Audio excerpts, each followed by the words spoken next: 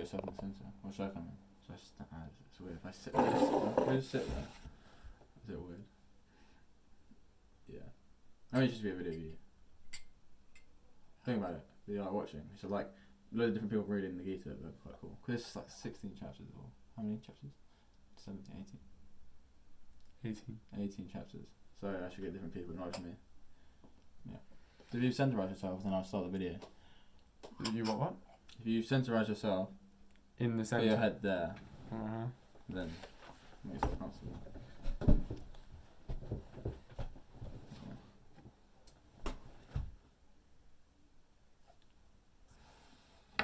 Hat? No hat? No. Okay. Okay. Just say Hare Krishna, you have to introduce yourself. Hare Krishna. My name is Hare Krishna Das. I'm going to read Bhagavad-Gita chapter 4, Transcendental Knowledge from As It Is, Bhagavad-Gita As It Is. I hope that my Guru Maharaj can, on Vishnu Pada Stotra Shata Shri Srimad Bhaktivedanta Madhav Goswami Maharaj, I hope that he can bless this video and my performance within it. Bhagavad Gita chapter 4, Transcendental Knowledge. So verse 1, the Blessed Lord said, I instructed this imperishable science of yoga to the sun god, Vivasvan, and Vivasvan instructed it to Manu, the father of mankind, and Manu in turn instructed it to Ikshvaku. Verse 2, this supreme science was thus received through the chain of disciplic succession, and the saintly kings understood it in that way. But in course of time, the succession was broken, and therefore the science as it is appears to be lost. Verse 3. That very ancient science of the relationship with the Supreme is today told by me to you, because you are my devotee as well as my friend. Therefore you can understand the transcendental mystery of this science. Verse 4. Arjuna said, the sun god Vivasvan is senior by birth to you. How am I to understand that in the beginning you instructed this science to him? The Blessed Lord said, verse 5, many, many births both you and I have passed. I can remember all of them, but you cannot, O subduer of the enemy. Verse 6. Although I am unborn, and my transcendental body never deteriorates, and although I am the Lord of all sentient beings, I still appear in every millennium in my original transcendental form. Verse 7. Whenever and wherever there is a decline in religious practice, O descendant of Bharata, and a predominant rise of irreligion, at that time I descend myself. Verse 8.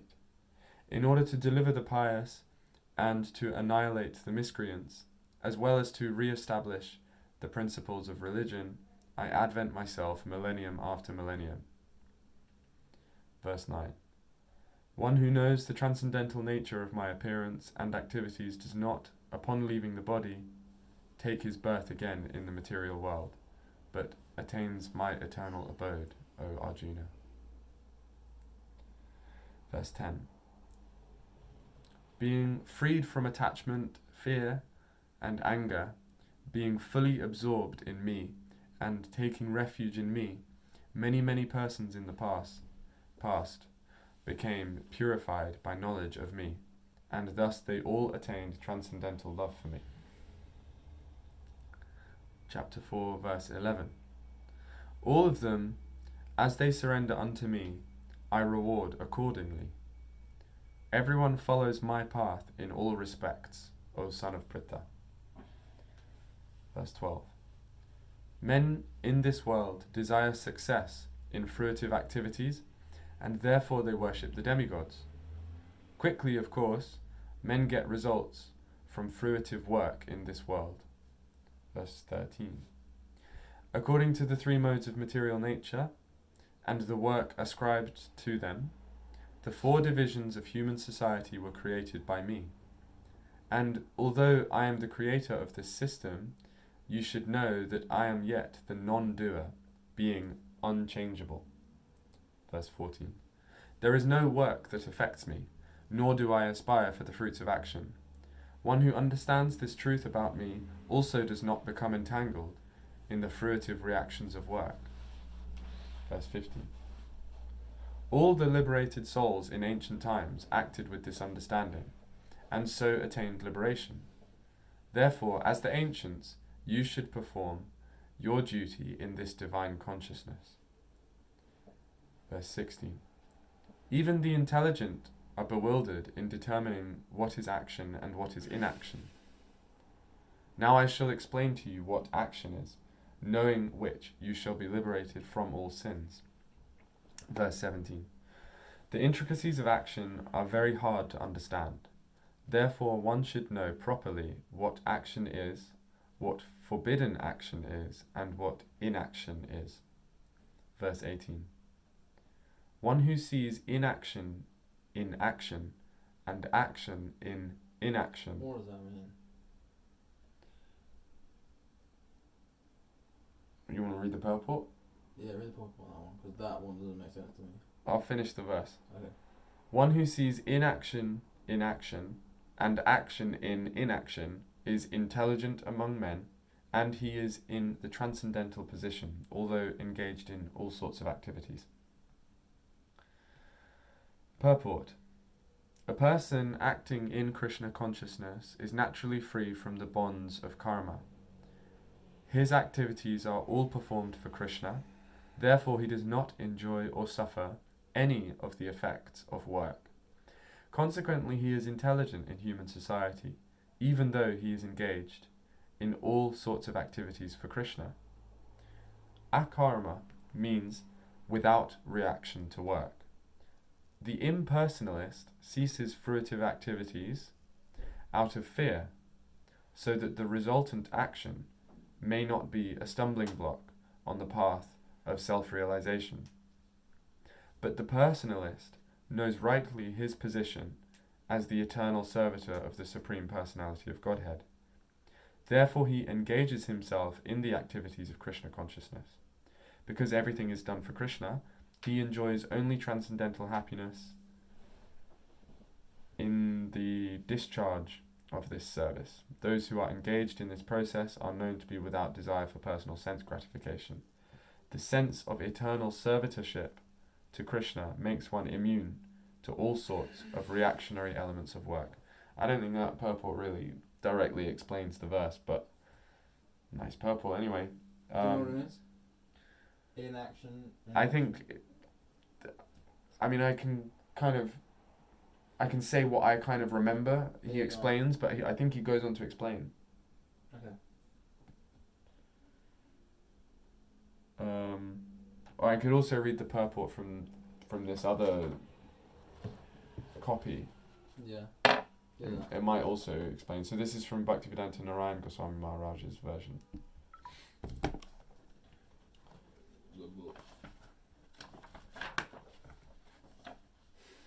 We interrupt this program to join you to Krishna Radio 109.5 on the dot. Yeah.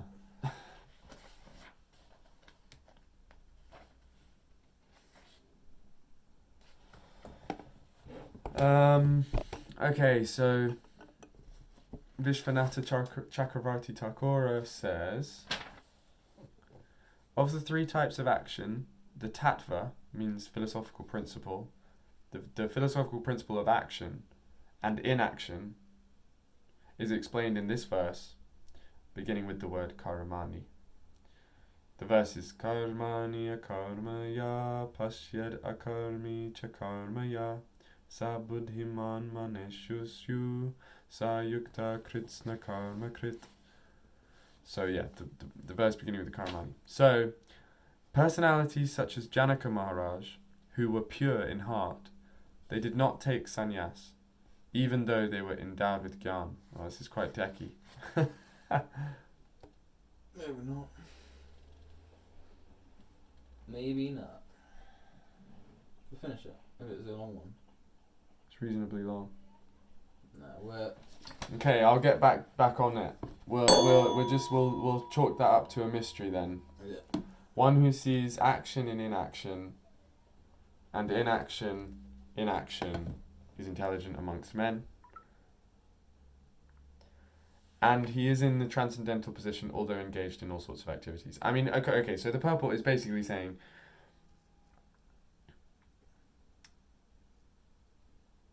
if your action is for Krishna, then that's a form of inaction, because it's not going to bring any material fruits. In the material world, when you perform action, you're like bringing results to you, like stuff's going to come back. Mm-hmm. So Prabhupada was saying that the impersonalist who doesn't have a personal relationship with God, he stops performing material activities out of fear because he doesn't want to get any results, because the results might stop him on his path of self-realization. But the devotee carries on acting, but actually he's not acting. Whereas the sannyasi, the impersonalist sannyasi who stops acting, actually kind of is acting because he's resisting devotional service. See. Also, if I was to put my own spin on it, then it would be like a kind of surrender. Okay. Nice. Beautiful. Is there long left in the chapter? What were we time-wise on the counter? 11. Okay. I mean, you can just cut bits out. Okay, verse 19. One is understood to be in full knowledge, whose every act is devoid of desire for sense gratification. So if somebody's every act is devoid of desire for sense gratification, he's understood to be in full knowledge. He is said by sages to be a worker whose fruitive action is burned up by the fire of perfect knowledge. So because he knows that he's not the doer, all of the reactions of what he's doing just gets burned up. Verse 21. Such a man of understanding acts with mind and intelligence perfectly controlled, gives up all sense of proprietorship, means ownership, over his possessions, and acts only for the bare necessities of life. Thus working, he is not affected by sinful reactions. Verse 22. He who is satisfied with gain which comes of its own accord, who is free from duality and does not envy, who is steady both in success and failure, is never entangled, although performing actions. The work of a man, verse 23, who is unattached to the modes of material nature, and who is fully situated in transcendental knowledge, merges entirely into transcendence. So his work merges into transcendence. A person, verse 24, a person who is fully absorbed in Krishna consciousness is sure to attain the spiritual kingdom because of his full contribution to spiritual activities, in which the consummation is absolute, and that which is offered is of the same spiritual nature. I don't understand that sentence. I think because I don't know what consummation means. Other than in marriage. Anyway. Consummation is sex, I think. Yeah, it means like completing a union. Completing the sex. Like, I think sex is a confirmation of consummation. Yeah. Tying the knot. Yeah. So he's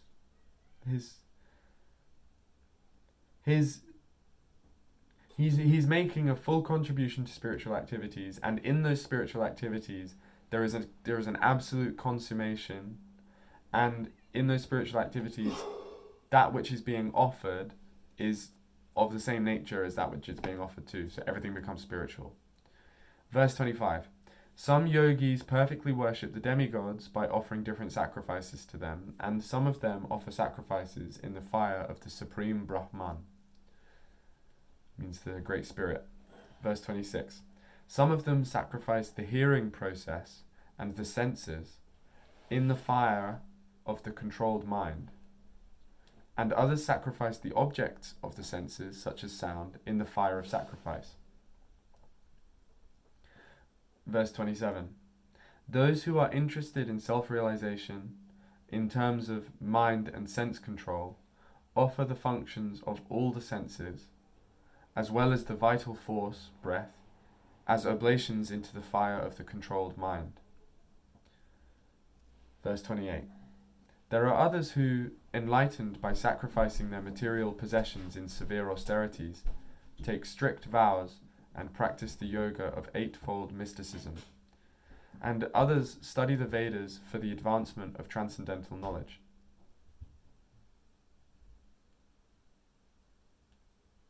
Verse 29. There are even others who are inclined to the process of breath restraint to remain in trance, and they practice stopping the movement of the outgoing breath into the incoming, and incoming breath into the outgoing, and thus at last remain in trance, stopping all breathing. Some of them, curtailing the eating process, offer the outgoing breath into itself as a sacrifice. Verse 30.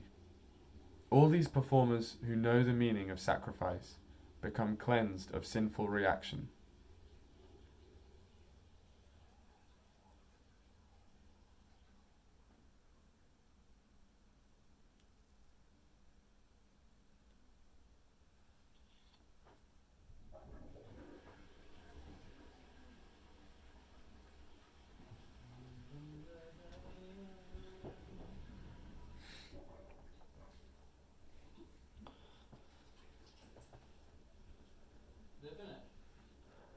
No, I just stopped while you were...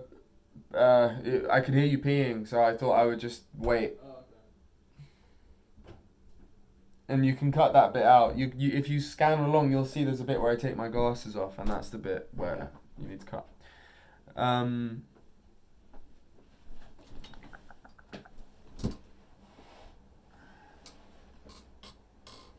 Verse 30. All these performers who know the meaning of sacrifice become cleansed of sinful reactions, and, having tasted the nectar of the remnants of such sacrifice, they go to the supreme eternal atmosphere. Verse 31. O best of the Kuru dynasty, without sacrifice one can never live happily on this planet or in this life. What then of the next? Verse 32. All these different types of sacrifice are approved by the Vedas, and all of them are born of different types of work. Knowing them as such, you will become liberated. Verse 33. O chastiser of the enemy, the sacrifice of knowledge is greater than the sacrifice of material possessions. O son of Pritha, after all, the sacrifice of work culminates in transcendental knowledge. Verse 34. Just try to learn the truth by approaching a spiritual master. Inquire from him submissively and render service unto him. The self-realized soul can impart knowledge unto you because he has seen the truth. Verse 35.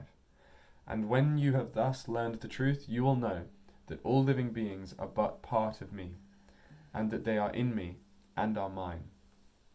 Verse 36. Out of 42.